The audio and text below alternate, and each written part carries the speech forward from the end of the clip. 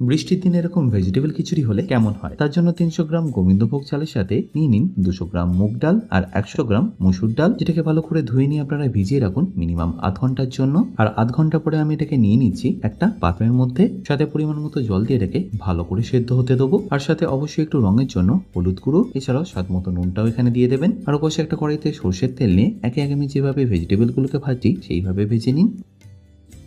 আর ভালো করে ভাজা হয়ে গেলেই ডাইরেক্টলি দিয়ে দিন এই হাঁড়ির মধ্যেই। তারপর সেটাকে ভালো করে মিশিয়ে নিয়ে ওই একই কড়াইতে নিয়ে নিন আবারও একটু সর্ষের তেল, যাতে 1 চা চামচ গোটা জিরে দিয়ে দিন তার মধ্যে টমেটো বাটা। আর সেটাকে আপনারা ততক্ষণ কুক করুন যতক্ষণ এর কাঁচা গন্ধটা চলে যাচ্ছে। আর কাঁচা গন্ধটা চলে গেলেই মিশিয়ে দিন খিচুড়ির সাথে। যদি পারেন একটু কড়াইশুঁটিও এখানে দিয়ে দিতে পারেন। আর ফাইনালি এর মধ্যে একটা ঘিয়ের ছোঁক দিতে হবে। তার জন্য একটা তড়কা প্যানে 1 থেকে 1.5 চামচ ঘি নিয়ে তাতে দিয়ে দিন একটু শুকনো লঙ্কা আর কাঁচা লঙ্কা। আর সবশেষে রঙের জন্য একটু কাশ্মীরি লঙ্কার গুঁড়ো দিয়ে মিশিয়ে দিন এই খিচুড়ির সাথে। ব্যাস, তাহলেই রেডি আপনাদের